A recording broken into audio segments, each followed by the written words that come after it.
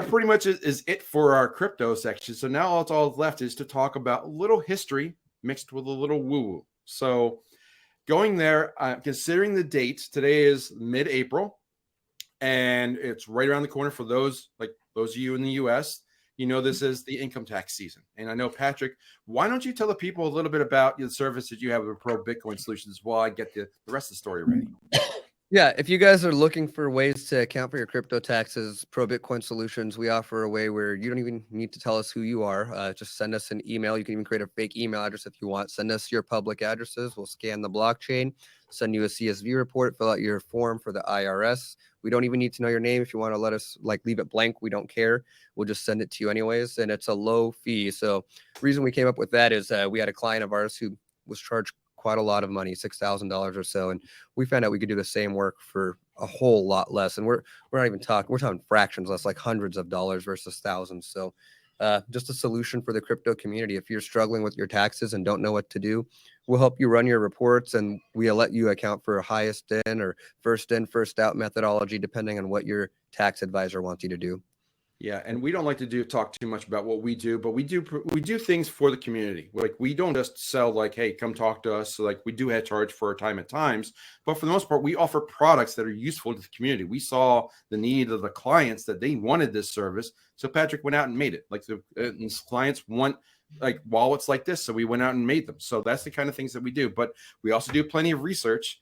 Let's talk about the IRS for a moment. And that's what this story is about today. So I don't know if do you guys know what year the IRS was made? The IRS was made in 1913. That is correct, which is the same year as what? The same year as the 14th Amendment passing. 14th, 15th, and 16th, I believe. But also, it's a year before. Is it roughly a year or so before? 1913. That was 1913. Why are you showing me garbage? The Federal Reserve was invented in 1913 along with the IRS. So let's look at that. And then here it is. The highlights of the IRS, and this is not a page I like to frequent, but I highlighted here, and I can't really make it too much larger because of the lovely website, but basically I'll read it to you. It says, 1913, Wyoming became the 36th and last state needed to ratify the 16th Amendment. Now, there's another page I'll put in the show notes that talks more about the 1913 actual document, which was ratified, according to this, in February of 1913. It was passed by it took 4 years to ratify. So, Dylan, you weren't far off by saying a year before because it was in process. But there are many stories that are out here, and I'm going to put this. There's a lot of notes in here. I kind of summarized it, so I'm just going to talk to it. But I'll put this in the show notes. The 16th Amendment. This is the woo-woo part of the story, and I'll say this is between buckets 1 and 2. It's mostly bucket 1, I believe, because you have to go and dig into this. But the 16th Amendment of the United States was never fully ratified. That's the story. And back then, there were 48 states. And the rules of ratification for the United States is such that 3/4 of the states must say, thumbs up, we ratify this. It can be an amendment to the Constitution. And it's a high bar because, we want all the states to be mostly in agreement. That's 3/4. So that means 36 states out of 48. And it took until 1913 with Wyoming back then. But what actually happened was Kentucky and Oklahoma were counted as yeses, but they were actually no's. Kentucky and Tennessee. Kentucky and Oklahoma at first. Okay. According to this article that I read, Tennessee. This isn't bucket 3. This is real. Bucket 1 is real. Yeah, this is real. Yeah. Bucket 1. So you didn't clarify this. You need to tell us this is bucket 1. I said it's between 1 and 2, and I said it's mostly 1. I did say that. So I'm going to say it again. It's bucket 1 for the most part. And this is you need to dig into this and see that all it's Tennessee's on the list. So the first two that the article lists with Kentucky and Oklahoma were listed as yeses, but they really voted no because what they approved was not the original document. They did not ratify what they were asked to ratify. So there's two. So now this was marked as a yes vote by Secretary of State Philander Knox. I don't know anyone who wouldn't be named Philander or be a Philanderer. It's a bad name, or especially hopefully he wasn't Secretary of Treasury at any point. But he said 1913, we get enough states, it's good. Well, what happened, as soon as you get to 36, they stopped. If you dug into it, Kentucky, Oklahoma, Tennessee, Texas, and Louisiana were all on the list of iffy to no, heavy no's. And then 12 other states actually violated their state law in their ratification process. They did it like, over a holiday break, or not enough people, not a caucus, or they changed the wording. So if you dig into it, it's not 36. It actually goes down to 21, which is less than half. So technically, if you dig into it, the 16th Amendment was never ratified. So the IRS never should have been even enacted in 1913. How'd that get missed? How'd that get missed? Because everybody Dylan, just said, you get the stuff I get now. Finally you're on my page. You're like, how? What? How did this?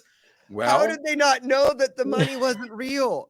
No, they wanted the currency. That's what they wanted. They were motivated because they were collecting income tax at that point. It started in the 1860s because the country needed the money. And that's where they first started to tax the rich. And that's what happened under actually the Lincoln administration and the Civil War. It continued on and off until 1913. And that's when it became permanent. And that permanent was because they were drunk on the income, that tax that they were getting. They don't want to lose that revenue. So the states were kind of really encouraged by the almighty dollar to go and say, yes, we want this revenue. Can we please still have it? That's how it got missed by 12 or 13 states, because Secretary of State said yes, and he counted as much as he counted. As soon as he could mark the box, like, we got enough, they passed it. And then there was war. Of course, there's always war. There's always conflict, because that's like, well, there was World War I, World War II, all these things that ensued. But in 1913, like, the people were blindsided with this, like the Federal Reserve and the IRS all at once. It's just so many things happened in 1913, and that's how the IRS came to be. Is there a statute of limitations on this? Like, is this one of those things like you could go back and challenge it? Well, we have the 18th Amendment and the 21st Amendment, right? We had 18th Amendment, which was prohibition, and then the 21st Amendment repealed prohibition. So you can pull back an amendment. That's the only time it's ever happened. But you got to have all the states agree again. And alcohol, great, completing the circle of our show here. Like, they prohibited in the roaring 20s. They prohibited, I don't know what the year was when prohibition was. I think it's 20s and 30s, Al Capone era. But prohibition was not around long because there were bootleggers and all. Like, it was such a big deal. They just pulled it back. But they have to get all the states to agree and say and vote. It's a process. And we have not, I don't think we voted on an amendment since the proposed ERA amendment back in the 70s. So is this fun stuff in history. If you dig into the right stuff, it's actually fun in history, believe it or not. Can you it's not just the a History little Channel. less shocking in the future? Dylan, Hey, are you is it still timely thinking or the not, politics are out, or are you thinking you might look at politics now that you find these things? No politics, man. You Man, I would vote for you. You can't fix anything. The new system has to arise. Maybe politics in the new system, not the current system.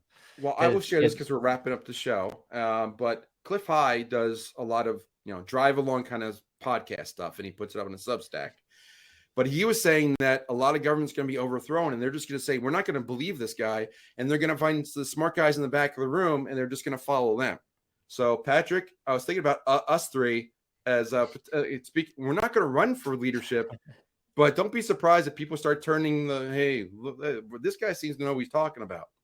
It'll happen. It'll happen. Comments like that make me want to shut down our YouTube channel. Like, I don't want people to know. I don't want to be on anyone's radar. I just am, seriously, guys, I'm here because I'm hoping that what we have knowledge of will help you in some way, shape, or form during this coming time. That's it. That's why I'm here. I don't need anything from anyone. I'm just hoping you guys are feeling the love, because the goal is to share what's happening so that you can be prepared, not scared. Excellent final words there, Patrick. Dylan, what do you got to wrap up the show for today? Oh man, so much. Echoing Patrick's words, I think that's very important. And I think the thing I'll say and reiterate is invest your time, money, and energy in the brands, people, projects, ideas, and values that you want to be prominent in your future. That's absolutely true. And the great words there. We had lots of scary stories, lots of things that are kind of downers. I try I go back to that word again. There you go, ninja. But yeah, you watch too much Ninja. Yeah, I can't believe I used harken, but I used it properly. But don't worry about the things you can't control. focus on things you can.